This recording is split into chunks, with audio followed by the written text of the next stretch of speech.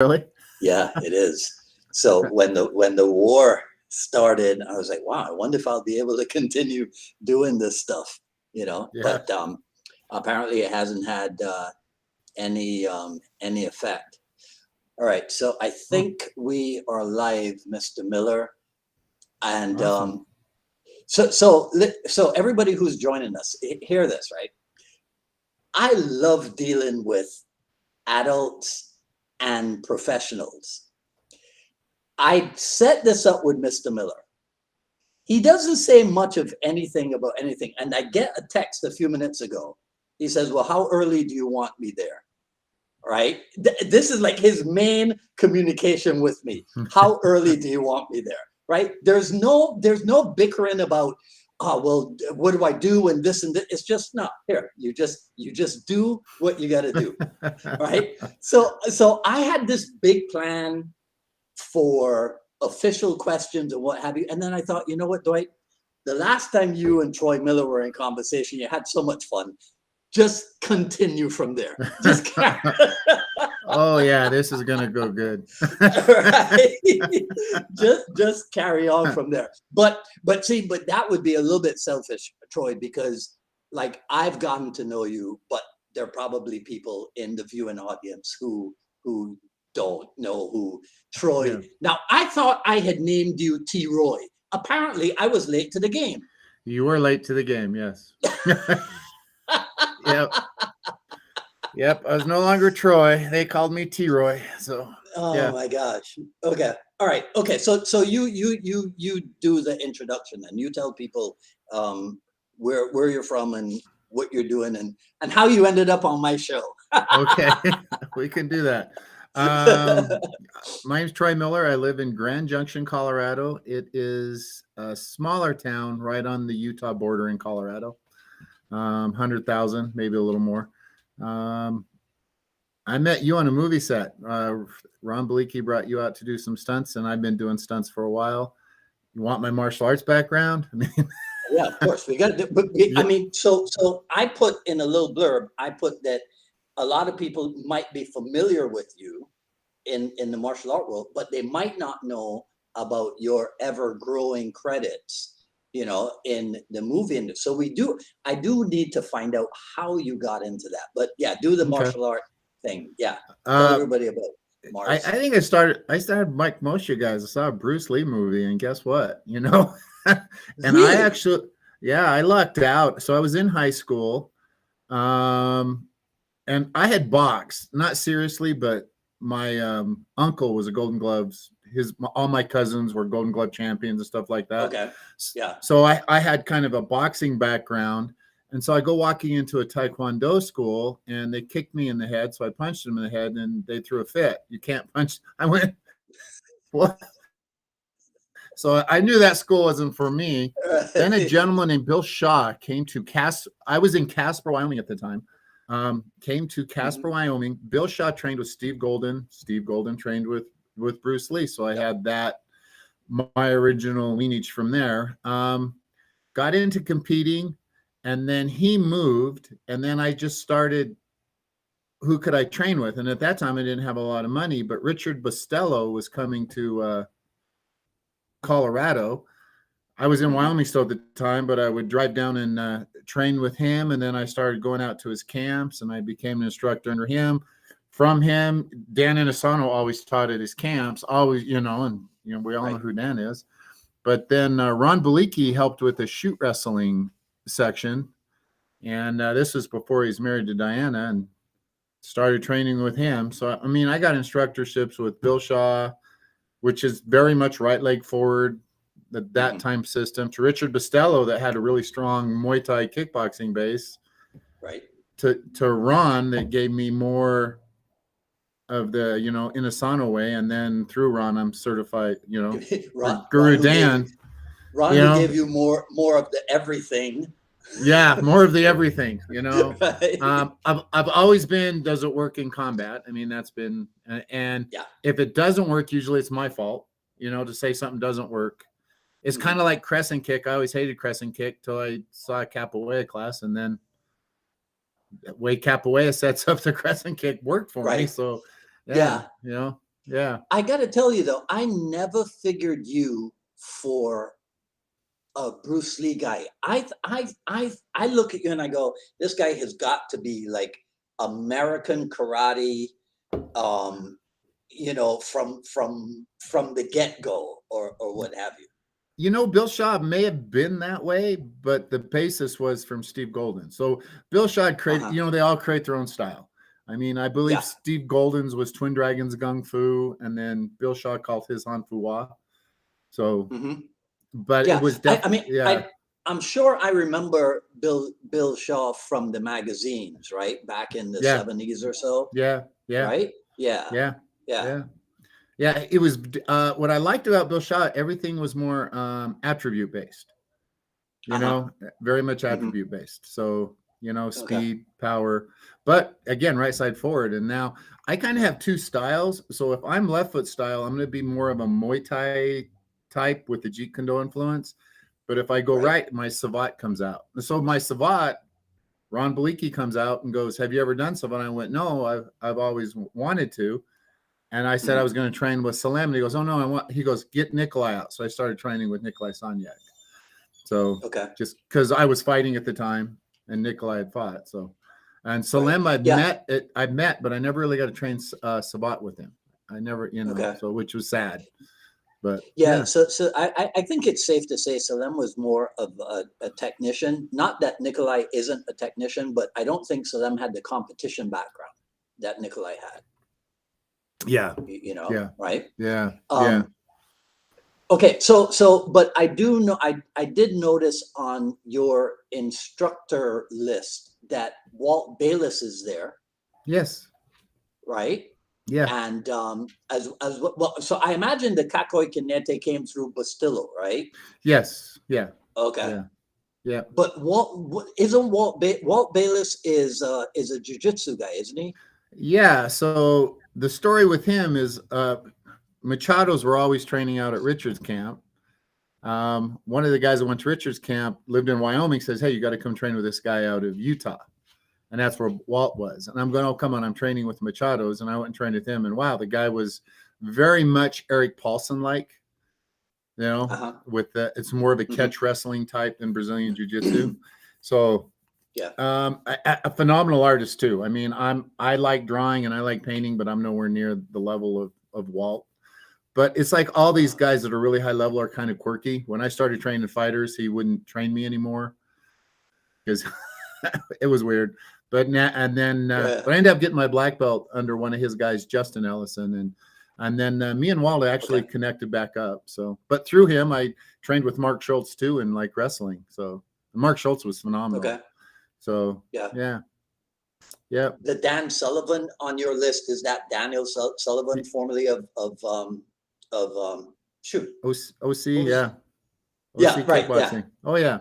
The dirty boxing. I'm an instructor in dirty boxing. I think, you know. Okay. Yeah. Wow. All right. So interesting. So that's why you laugh when you hear about the petty arguments, huh? It's dumb. It's dumb. I mean, when did you? So the whole thing with Bruce Lee, it's you got people that trained him with him at one time saying they're right, and the people that trained with him later. They're both right. I mean, you know, it's dumb. Right. Well, I mean, if you when you look at yourself in the mirror, right, today, you go, "Oh yeah, I'm exactly the same that I was 30 years ago." No. Right. Right. Yeah. So somehow it doesn't work.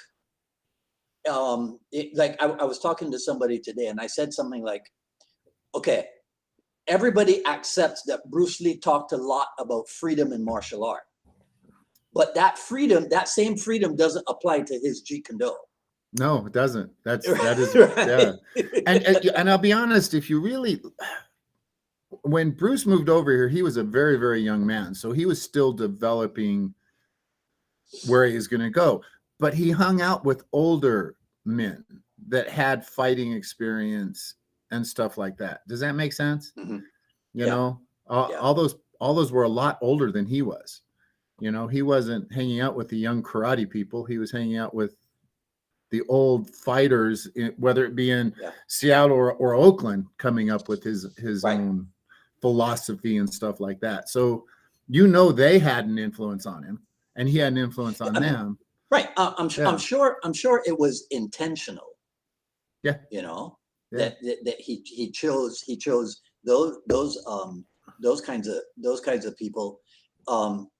But yeah, that is one thing that some people try to point out, as they can, that this idea that at age 32 he had it all figured out. It's almost as if some people think that if you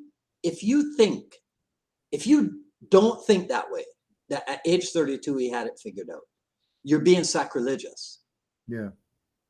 You know, you're not accepting that he was a genius, right? And he might have been, but times change, things change. Exactly. Yeah. So I was just teaching Lopsow cycle, and I was teaching it in a class.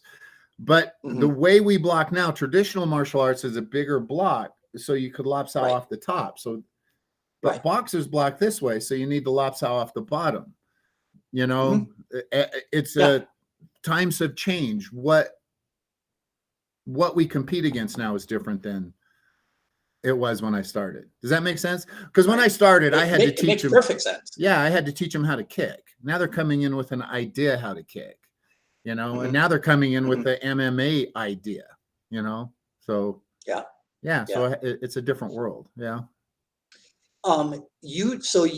I think I remember you saying that I call it fitness kickboxing. You might have a different name for it, but that's a pretty big program or pretty popular program at your place, right? Yeah. So what happened is my wife would grab the moms and get them off to the side and start them, you know, just hitting the heavy bags and still learning all our curriculum, but just on the bags and never getting punched. And that got pretty big. And then I came in and she'd rented the spot 7 units down to start a fitness kickboxing. And we just bought a building. So now we're all back in one building. So I have 6,000 square feet, 4,000 of it's martial arts. We have a glass wall with 2 glass garage doors so we can open up. And on that side's fitness kickboxing. The parents train the same time as the kids. And they're still learning the same curriculum, but they're learning them on a bag. And every once in a while we bring the mitts out. So we have about 100 students in that. Yeah. Yeah. I talked about that aspect of Jeet Kune Do because what I noticed, tell me what you think of this. I noticed many years ago that a lot of people in the JKD world kind of gave up on what I would call Junfan kickboxing, and they went straight to Muay Thai, like wholly towards Muay Thai as kickboxing endurance. Yeah. Right. And I thought, well, why do you don't have to kicking and punching? If you do it the right way, you will always huff and puff. Yeah. Yeah. So you don't have to drop one and take on Muay Thai wholesale, right? Yeah. But here's what I think happened. It's the way Muay Thai trains. So they started having fights, and the Jeet Kune Do people just trained the way they normally trained. And then if they got into a fight with a Thai fighter, the way they train on the focus mitts and the Thai pads was much more endurance and power based. So when the Jeet Kune Do people got in, now Muay Thai must be better because I'm losing. It's not. It's because your training structure was wrong. Does that make sense? Yeah. So Jesse, the karate guy, had something on, and he went to Thailand and trained. And he goes, well, karate has all the same things. They're just better at it, how they train it. You know, it's how you train it. Yeah. So, yeah. But I think that's how Muay Thai got so popular, and the Jeet Kune Do people went flocking that way too. I mean, my biggest realization was that the rear round kick in Thai boxing produced the same effect that the lead side kick in JKD could produce in terms of what it does to your heart. Yeah. Oh, right? Yeah. I found that the exertion level was commensurate. So it's like, okay, that's the answer right there. In your fitness kickboxing class, what percentage of the women are interested in proper form versus the ones who just want to sweat? They all come in want to get skinny, but then we actually give them armbands. So we give they move up through, they have levels. Okay. So it's not, so then they're being tested on form and stuff like that. Right. Yeah. Yeah. Yeah. Do they wear a uniform? No. Okay. No. Okay. Yeah. I never gave them armbands or whatever, but I have about 3 success stories of girls who moved out of the area and wanted to continue their training somewhere else, and invariably they go to their first class and the instructor looks at them and goes, "Oh, you've trained before, right?" They go, "Yeah." Yeah. They go, "Who did you train with?" Go, "Dwight Woods." Like, "Oh, okay, I'll just leave you alone then." No, Right? yeah. Yeah. I had one girl go to the teacher and go, "No, you're not teaching the pivot the right way." All right. I had another girl go, "No, you're teaching the left hook the wrong way." That's funny. Yeah. That's hilarious. Right? Yeah. Going back to the sidekick thing though. Sidekick is not used as much as it should be because of the range, because they're switching over to Thai and they're fighting too close. Jeet Kune Do is a little farther for the sidekick. But also you got to throw the sidekick with, it's got to have something behind it. Does that make sense? I think we're too much not, because I did that in my fight career. I quit throwing it, Thai boxing. I'm in there, and then I got older. What the heck am I doing? I created the bigger distance and really started putting a slide in and putting behind it, and now my sidekick was working again. And then that was setting up the hook kick, and that was bringing back all my stuff I learned at the beginning that went away because I went that Thai route. Right. Yeah. What is it John Jones who brought the sidekick back into the UFC? It's him, right? Yeah. And the dumb tech and the oblique kick and what have you. Yeah. Interesting, right? Yeah. Yeah. All that's old is new again, or whatever that saying is. Oh, what? It's a new technique. Oh, no, it's not. Yeah. Yeah. What's the makeup at your school? I asked our mutual friend, your good friend, Victor, about that. Victor Young. What's the makeup of your school? Like kid percentage versus adult percentage and what have you? We're about 50-50. Ah, wow. Yeah. Interesting. Yeah. That's cool. So I think we're running maybe a few more kids. I just went through numbers. It's like 210 kids and 190 adults. Yeah. Okay. So it's close. Yeah. So we're talking. But a lot of them active. A lot of them are the mothers that started in the kickboxing that moved over to the martial arts, because I'll introduce the mitts. They love the mitt, and then so to get the mitt, they got to go into the martial arts class. Really? Yeah. Yeah. See, now, I think I might have been ahead of the curve with that, because I was doing that type of thing in the 1990s, and I don't think people were ready for it. Yeah. That was Taibo. You had to be able to dance, Dwight. I'm sure you can dance. Right. Oh man, listen, we did actually when we started the cardio kickboxing, which was later renamed fitness kickboxing. We did actually do it to that what they call it, eight count even beat, or whatever that beat is. And then one day I just dropped it. I was like, I don't want to do this anymore. Right. So my partner at the time, she kept it up. Right. She had actually come to us because she had trained herself at home with the Taibo tapes. Right. So, so we rounded her out. So she kept doing it, but I started to veer off into more mainstream kickboxing approach. And people loved it. They loved the fact that they had a choice. Yeah. Yeah. They could continue to do I tried. But you know how it is. It's like I still teach Jeet Kune Do. It's like, ooh, let's do this now. Yeah. Yeah. Yeah. So Okay. All right. So now, in the wait, I was going to ask you something about competition. Oh, geez.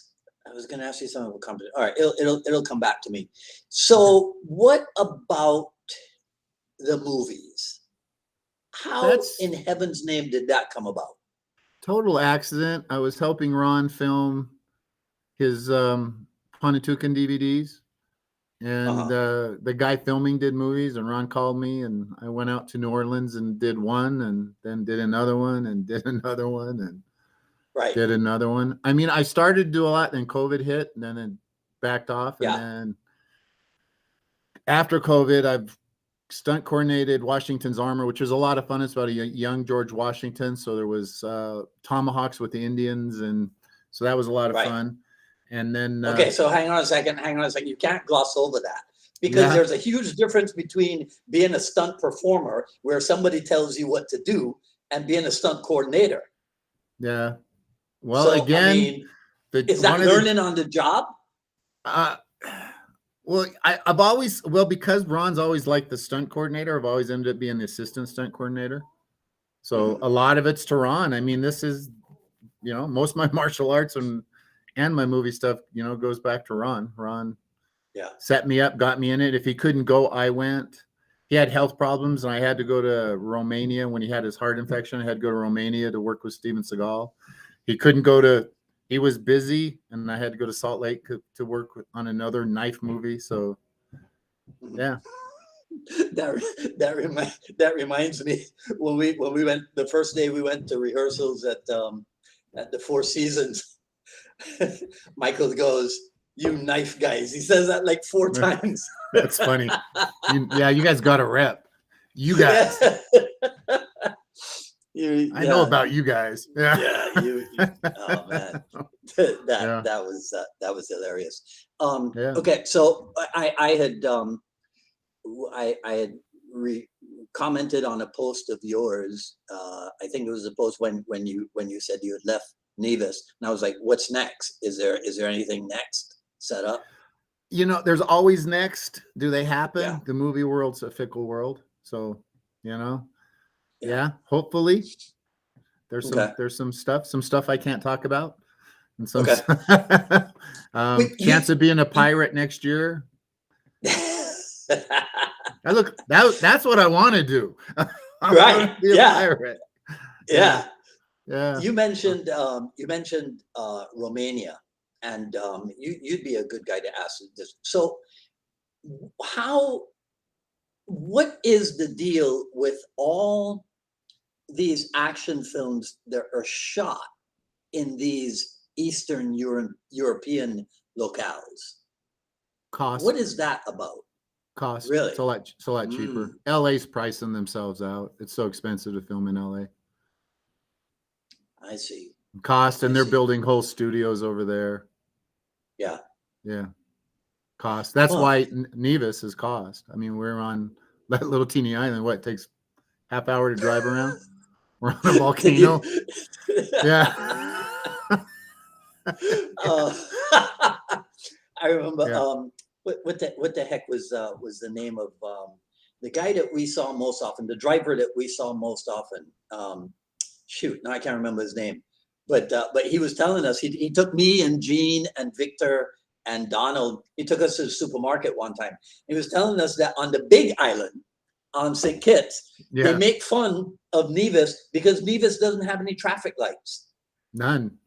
No. And then I thought to myself, I go, that's true. I didn't see a single one, right? And no fast food. No fast food. Wow. No traffic. Lots of donkeys and monkeys, but no traffic lights. A lot of goats too. Goats are everywhere. Yeah. Yeah. And what was it? 20 different varieties of mangoes or something? Oh, I didn't know that. Yeah. Yeah, I heard something like that. And then I'm actually trying to get somebody to send me some from St. Kitts. They had this guava pepper sauce. Oh, that, yum. yeah, that Thursday night when we were filming Thursday night at Craft Services, they had it, but then Friday they didn't, you know, and Yeah. I didn't get a chance to pick any up and bring it back with me. So I'm trying to see if I can get some shipped shipped over. So you were, Oop, lost you. and the filming got delayed. Yeah, I lost you, but yeah, we had a COVID incident, so that shut stuff down till he tested negative. We still filmed around him. We did stuff that we Okay. could do without Michael J. White. It was like he was there, and it's just the back of his head till he got there. So we filmed all that. Yeah. And then Hurricane Earl. I call it Hurricane Earl. It was Tropical Storm Earl came, but lots of rain. Yeah. Not a lot of wind, but a lot of rain and crazy thunder. It would go for like Wow. forever. Yeah. Wow. Yeah. Yeah. There's so many things that run through my head all at once, and I should really write them down. This is so embarrassing. I was going to ask you something else about that. Anyhow. So the JKD world. Yeah. Right. Yes. Do you think that we're ever going to just be like, okay, well, you do your thing, I do my thing, and that's fine? Or do you think people are going to squabble all the time? I think because of the way the world is. Hey, no, sorry, my dog. I think we're going to fight just because people can talk on Facebook. I can post something and they're going to pick it apart. Yeah. Without knowing the context or anything, Yeah. Yeah. It's sad. I try to, right. It's sad, but I try to coach people on that a lot, Yeah. to tell them that you have to think it in context. Because like one of the things that I realize is, and I found out there's an actual term for it, presentism.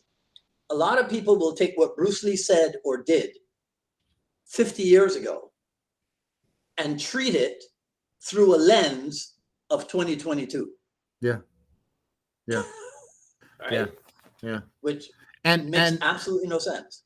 And there is no, and this is, Guru Dan wanted everybody to be expressive and do their own thing instead of, but then you'll have the people who say Guru Dan's not doing Jeet Kune Do because he added Kali and he's, so the lineages and who did you train with and, and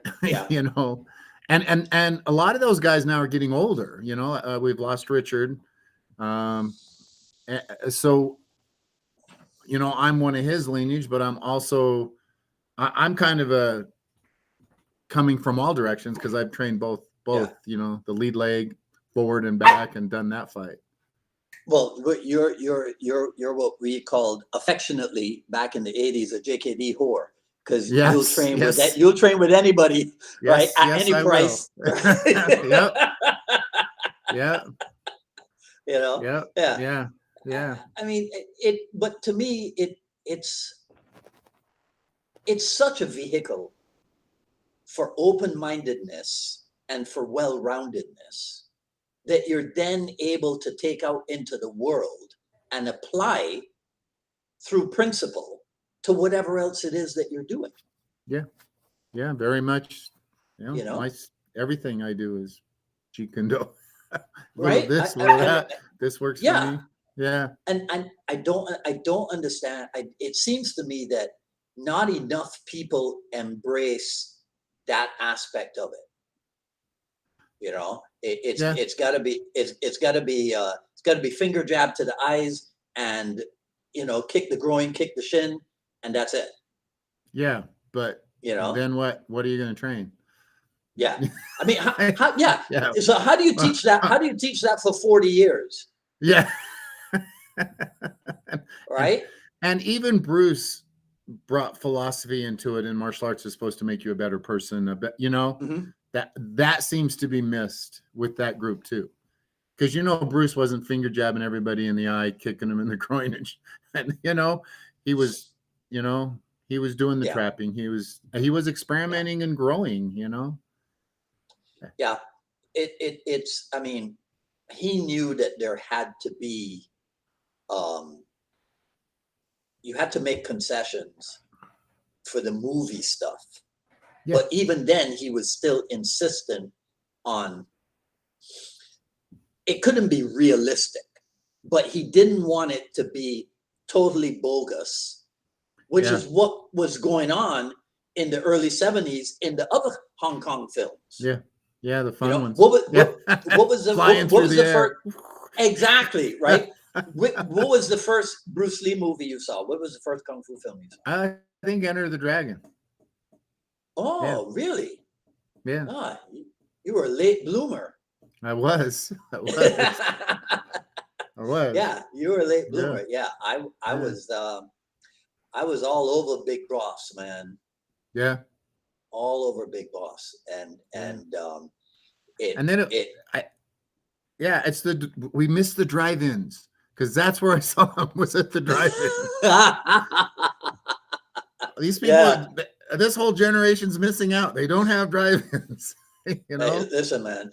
Yeah. I mean, look, Barbados is, I mean, compared to St. Kitts and Nevis, Barbados is huge, right? Yeah.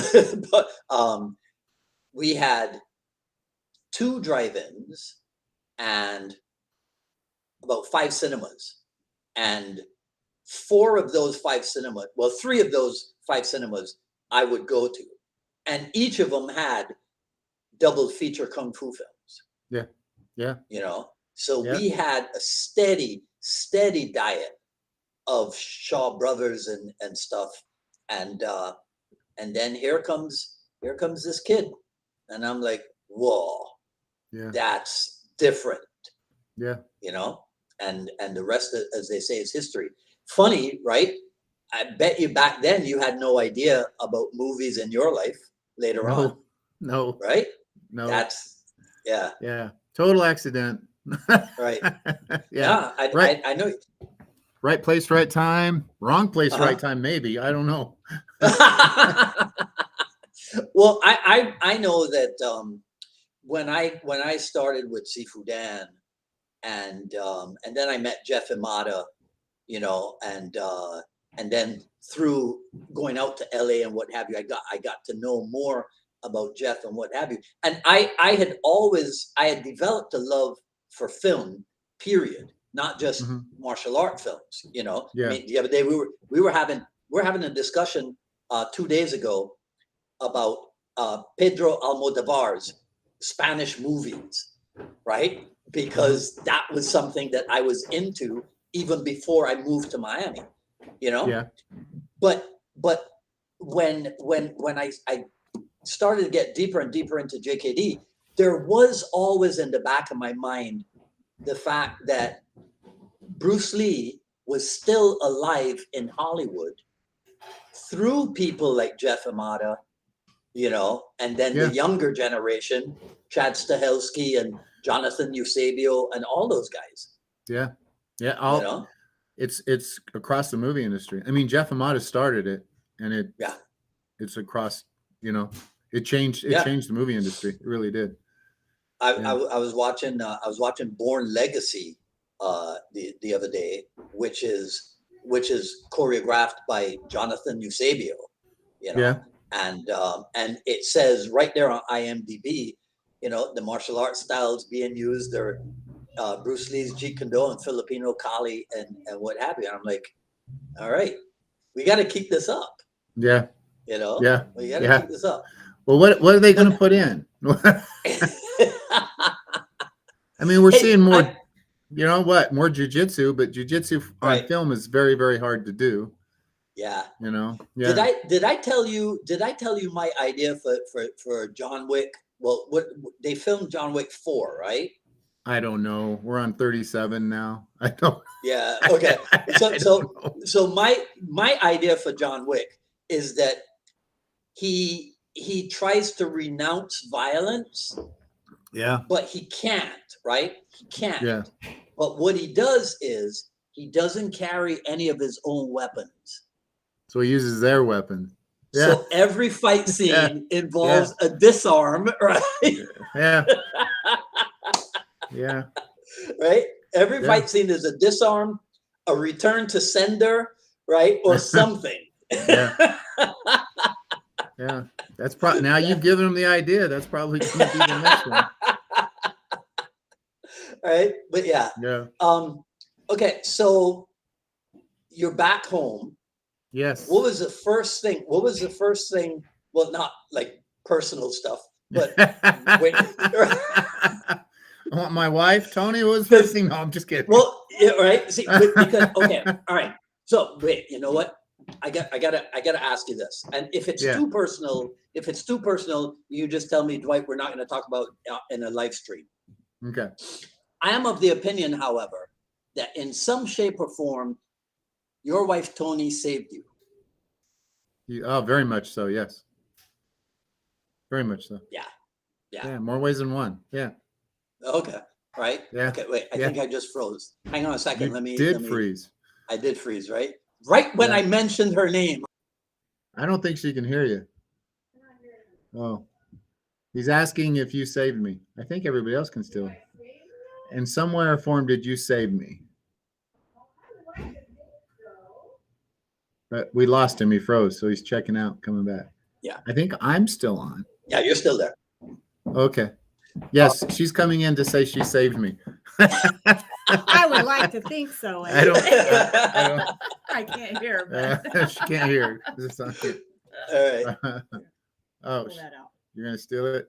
Yeah. Hey, there we. Oh, now I can hear. Awesome. Yeah. Well, Yes, I'm sorry that I missed the opportunity to meet you. You came in the week after I left. You know. And, okay. Yeah, and you didn't have to get the vaccine or anything, huh? Nope. I've dodged that sucker.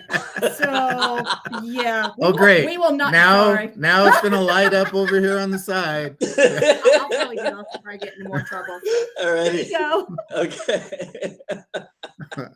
Right. But now I remember something. Didn't you get kicked out of a religion? Not a church, but a religion? Yeah. Right. Okay. I can't remember. Tell me the details of that if you can. I mean, I was young. I was like 13, 14 years old. And I almost don't want to say it, but it was Mormon religion. And I have nothing against Mormon. They're great people. My family's Mormon, but they said that God had a wife. And then they don't believe in immaculate conception. They actually believe that God had sex with Mary. And I asked if that was adultery. I got asked to leave.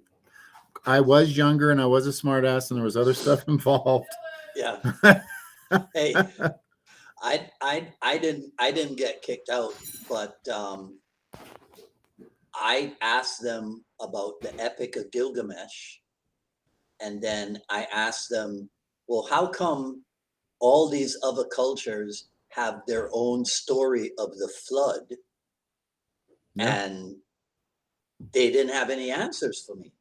Yeah, and there's proof that there is a worldwide flood. Yeah. Right. So I thought, well, if you don't have answers for me, I can't stay here with you because I'm searching for knowledge and understanding. So I'm going to go elsewhere and see what I can find out, you know? Yeah. Right. So, but I was young too. I was like 13 years old. And this is nothing against, it was just Mormon religion at the time. Yeah. Yeah. Not at all. Because look, here's so when you're a teenager and you think you know what's up, you think that forsaken religion is the cool thing. When you get older, you realize, no, you fool. Religion is absolutely important. Religion is absolutely necessary, right? Yeah, and I still think we all have it wrong, but God's gonna go, hey, didn't you get that love each other and be nice to each other part? Jeet Kune Do people don't have that down at all. They're brutal online. Well, listen, I mean, right now over on the I Love Jeet Kune Do page, we're dealing with that because, and I'm trying to make sure that people understand because it's so evident. The Inasano people are respectful up and until you try to take shots at Inasano. Yeah. Right? You see, they'll be cool, They'll be cool until you do that. Yeah. Right. And see, and I think sometimes what the younger generation doesn't understand is that people have been taking shots at Inosanto almost from day one. Forever. Yeah. Yeah. Forever. Almost from day one. For what reason? You know what I mean? Yeah. For what reason? Without ever training with him. Oh, there's that too. Yeah. Yeah. Yeah. Well, then there are some. So do you remember the first time you trained with him? Oh, yeah. My brain melted. Oh, yeah. Yeah. Well, Yeah. I mean, I know my brain didn't melt, but there was something that was like, that's it. That's what I want to be. Yeah. You know, and it was probably, but now here's the thing. It was him and Cass doing double stick. Yeah. Right. So of course somebody will go, oh, well, Dwight, that's not Jeet Kune Do. That's right. Is he? Because that's Kali. So what you fell in love with wasn't Jeet Kune Do. Right? No, you idiot. No, you idiot. Right? It's absolute trust that this is the guy. There's a reason why Bruce Lee left him in charge. Right? So you just trust that you hang with him and you'll get what it is that you're looking for. Yeah. I've never been disappointed, you know? No. And it was July 25th, Monday, July 25th, 1983. Wow, you remember. You remember. I think that's when I was with Richard then. Okay. So the first time I trained with him was 87, probably 89. Okay. 89 is the first time I actually got to train with Guru Dan. I trained with Richard, but not Dan. Yeah, 89 was the year that we started bringing him to Miami. But our actual first Jeet Kune Do Dogs. Sorry. was with Richard and Steve Martinez in 88. Yeah.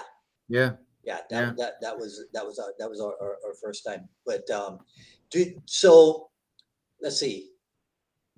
So you were always at the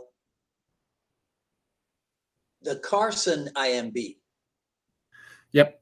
Right? So you were never at the Kali Academy. No. I was there, but never just to see it. Oh, okay. Yeah. I mean, I trained there a couple times, but they had the both going. Okay. Right. Yeah. So I remember the first time I walked in to the newly opened IMB. And I was like, wow, this is Jeet Kune Do business. Yeah. Right? Because there was the showers and the lockers, right? Yeah. The boxing ring and the heavy bags, the weight room, right? Yeah. The soda stuff on the corridor, and classroom 1 and classroom 2. Yeah. Right? Okay. So now, is that not essentially what you have today? Similar, yeah. Right? You get what I'm saying? In terms of let's call it I'll make up a phrase, professionality. In terms of having a facility, a professional facility, right, to produce what it is that you want to get out there. Yeah. The IMB, right? I have no showers though. Deliberately, I have no showers. Yeah. Oh yeah. No shower. That could lead to all kinds of complications. Yeah. Oh right? Yeah. You know how it is. I've been through it all. Yep. I mean, the Kali Academy, I only got to go to the Kali Academy once, right? We trained there just one Saturday. We were at camp Monday to Friday. And then on Saturday, Chris, Ken, Cass, Sifu Dan, everybody went home to to the Kali Academy. So they invited us to come down and train there. But even that place was ahead of its time in terms of equipment and what have you. I mean, what people have today in their modern schools is pretty much what they had at the Kali Academy old school. Yeah. You know, in terms of the heavy bags hanging. I mean, it was just incredible. Focus Smith shields, every weapon you could think of. Yeah. Yeah. You know, Yeah. so JKD people have always been ahead of the curve, I think. Yeah. Right. So Yeah. it takes me back to this idea that, well, no, you got to be doing it the way that Bruce did it, as if they were there, you know, to know how Bruce did it. Yeah. Right. Yeah. Yeah. See, I don't get that. But there is another issue that I wanted to touch on with you, that I see among the younger people, and that is the preservation of, again, the way Bruce did it. Like, I hear people talking about the 66 and the 67 curriculum and what have you. And I don't think that 66 and 67 curriculum, and I don't care who is referencing it, I don't think it was this solid directive. No.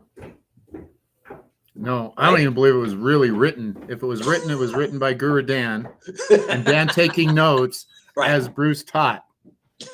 I don't believe Bruce was organized. I think he taught from the spirit, and stuff would happen. And Guru Dan, being the educator, you know, he's the one who's teaching, trying to figure out a way for him to remember it. You know. Mm-hmm. Yeah. That's all his notes. Yeah. So, you can look at the Tao of Jeet Kune Do and see Bruce's notes, and they're so different. You know, figuring that out is difficult. You know, you can see judo, you can see Savat. Right. You know. My friend James Bishop has a new book. Saw that. Did you see it? Did you see that? Yeah, I'm really looking forward to talking to him about. Yeah. He'll be on next Friday. So this time next week I'll be talking to him. So everybody will be able to get the details on it. It's funny to me though, right? When some people discover that Bruce Lee's notes were his personal notes taken from other sources, and then they're like, oh, well, he wasn't any good then. No, no, it's just I can't write notes. I'm terrible, you know? So every time I go to a seminar, I have a training partner, Donnie McGuire, and I would write notes. He would write notes. We'd look at mine. We couldn't figure it out. His were genius, but I could remember. Yeah. I could move and remember. Yeah. He could write it, and the two of us could come back and figure it out. That's exactly the same situation we had between Neil Colliff, my dear departed friend, and me. Neil was a Kempo guy, so he could remember sequences like that. Yeah. You know, and I would write it out, and then we'd go back to the hotel, and then we'd go to breakfast the next morning, and he'd copy the notes from me, you know, and what have you. Oh, he just sends them to me now. I'm dyslexic, so I'm terrible. We go to a seminar, he copies and sends them to me.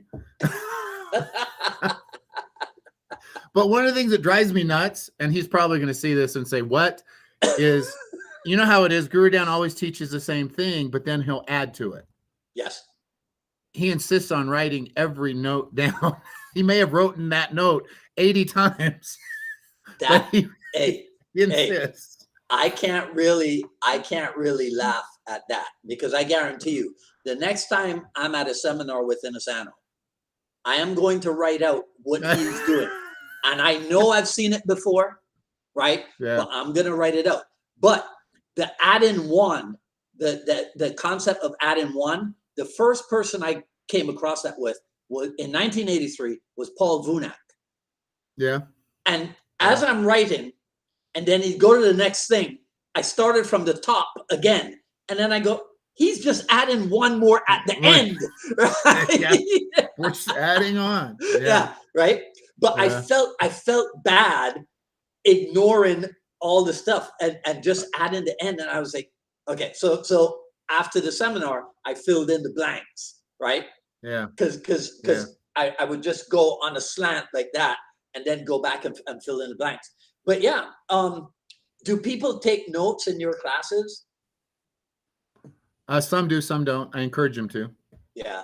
They have a notebook they have to turn in when we still have they test for a black belt in my blended system. I don't promote them in Jeet Kune Do or any of that until they get a black belt in my blend. Then they can start working on, Inasano Kali and Mafalindo and all that stuff. So, okay. But they have to turn in a notebook. Right. Okay. I before we got like 10 minutes. Fred Degerberg, what role does Degerberg play in your development? I met him through Ron, gone out and trained with him. Okay. So a lot of mine comes from Ron through him. And then, just I've known him forever. Yeah. Yeah.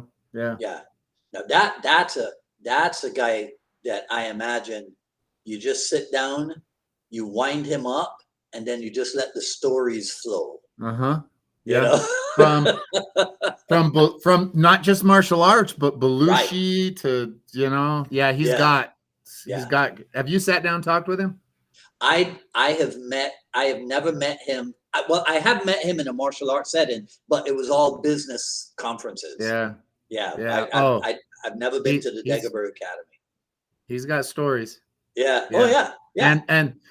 And the old Degerberg Academy was just history on a wall. It was like, it's just like Inasano's now with everything on the wall. His was that way. Yeah. I don't understand why people don't rejoice more in this history and just accept that. Yeah, well, we're gonna have differences of opinion. Okay, so what? Yeah. Right? It's not that big a deal. Yeah. It really is not that big a deal. Everybody. Well, it's so let's take JKD out and call boxing. Boxing has multiple styles, but they don't attack each other. Right. Yeah. And that first conflict I did get from Degerberg. Degerberg goes, no, there's many styles of boxing, so it's still boxing. Right. Well, okay. So now let me ask you this, right? Is there stuff going on in Gracie Jiu-Jitsu today that Helio Gracie never did? Yes. Of course. Yeah. Of course. Right? Yeah. Is it still not Gracie Jiu-Jitsu? It's still Gracie Jiu-Jitsu. Right? Yeah. Now, is there stuff going on in Judo that Kano never dreamed about? Yep. So how come it's only in Jeet Kune Do that you're not allowed to grow and develop? It's only Jeet Kune Do if Bruce was doing it. How come? Yeah. I don't know. I don't know where this came from. Hey, because obviously they didn't listen to Bruce. I came to you for the going answers. back to religion. Be nice to everybody. Yeah. I don't have the answers. This is fun. I'm seeing Aiden on here. I hadn't seen Aiden and me go way back from competing, and Randy Sidori is on here. Yeah. What lessons did you learn in the early days of competition, and then what lessons have you taken post competition and put into what you do? That one's hard because when I was younger, it was about winning, but then it became about the friendships and the people that I would meet.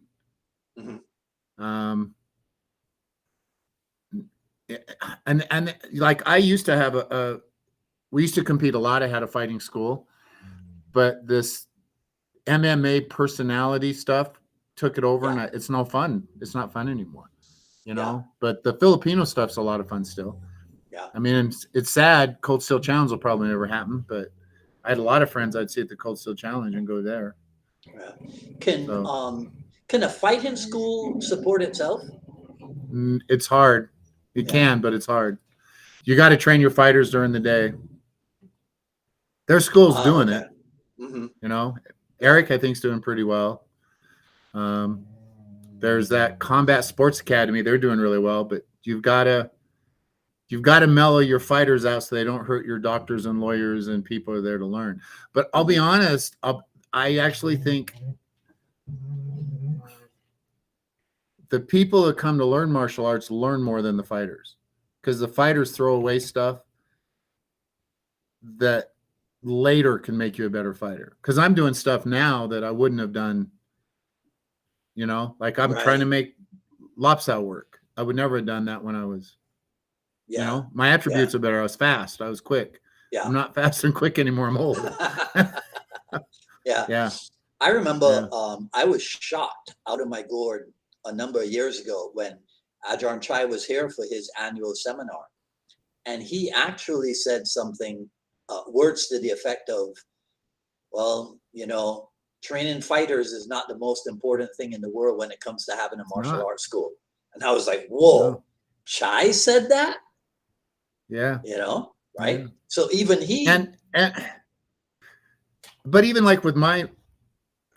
So I came up, you know, did the point karate, went into full contact, did Muay Thai, then wanted to do, the MMA. But at that time, it was high-level people that were high-level kickboxers and stuff coming in. Mm-hmm. Now they're fighting MMA in 3 months, you know? Yeah. So it's not I don't know. Yeah. I don't know the answer. I mean, I love the UFC. I'm not dissing it. I know, but I don't like the attitude of the fighters right now. No, it's that culture that invaded rap music. Remember when rap music was fun? Yeah. Right? Okay. Yeah. And then that culture came in, and remember when the NBA was fun, Celtics versus Lakers, right? Yeah. And then a culture comes in and invades it. And so then you have that culture invading sports. It invades the music industry, right? And then finally, it makes its way to martial art with the bravado in the MMA thing. Yeah. You know? Yeah, it's pro wrestling. I mean. Yeah. We were never allowed to argue with a ref or a judge. Never. Right. And now there's children arguing with refs and judges. Well, you know, hey, there's children arguing with their teachers now. Yeah. Well, and we still say yes, sir, yes, ma'am, no, ma'am. Oh, no. And we have people that don't like that, and it's going to be. We're always going to say it. It's part of our culture. There are. I heard this week. There are kindergartners calling people MFers. Yeah. I mean, it's anyhow. Hopefully we come back around and respect comes. Yeah, I have a spiritual teacher who says that, you know, and I mean it's a take on a biblical thing. There's a season for everything.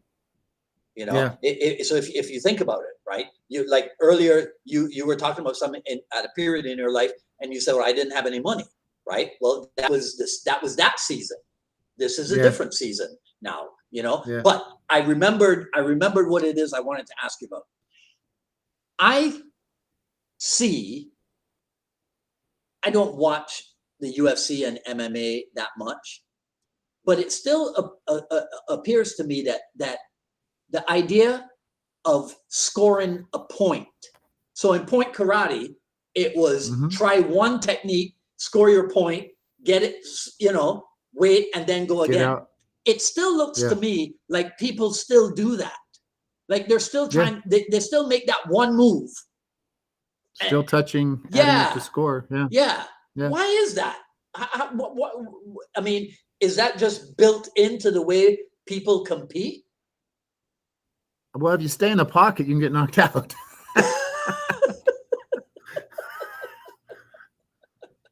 You know, and I don't know. Yeah, I look at it and I go, wow, there's still that point karate element in this professional full contact stuff. Yeah. Right? Yeah. It's all the same. Even It's all the boxing, same. it's a point. There's a if you don't knock him out, it's racking up points. Right. Getting the Yeah. takedown at the end. That's still, it's still Yeah. yeah. Can Jeet Kune Do be adapted for competition? Oh, I think so. Yeah. I think we're seeing it. We're seeing it across the board and everything. Boxing. Would you know. believe that that's a Facebook argument? That is so stupid because it's across the board. It's just dumb. Jeet Kune Do's across every sport. Yeah. You know, Right? come on. Every sport. Right? And didn't the freaking founder train like an athlete? Yep. And sparred all the time. Right? They sparred. They tested it all the time. Yeah. They didn't finger jab each other. No. That's not. Yeah. I tell you. Yeah. Anyhow. Yeah. All right. Well, listen, you got special people waiting on you. The weekend begins, right? So I want to thank you for spending some time with me. And I want to tell you, it was my greatest pleasure to meet you, man. I mean, we might have come across each other at a seminar or something, but to get to spend a week with you and hang out with you was an absolute blast. Yeah, in the Caribbean, it was awesome. Yeah, yeah. So before Hurricane Earl, Ron Belicki leaves and COVID and Hurricane Earl hit. I'm like, oh, thanks a lot. You left me with this mess. Yeah, I think that means we got to keep that guy around. Yeah. Right? Yeah. Anyhow, all right. Troy, it's been an absolute pleasure, man. You take care. We'll talk again. All right? All right, man. Thanks. Okay. Bye. Bye.